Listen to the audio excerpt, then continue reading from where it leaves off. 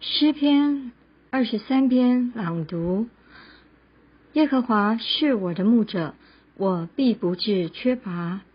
他使我躺卧在青草地上，领我在可安歇的水边。他使我的灵魂苏醒，为自己的名引导我走义路。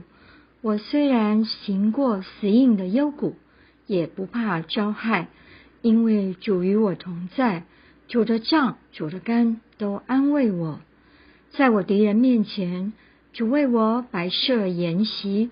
主用油膏了我的头，使我的福杯满溢。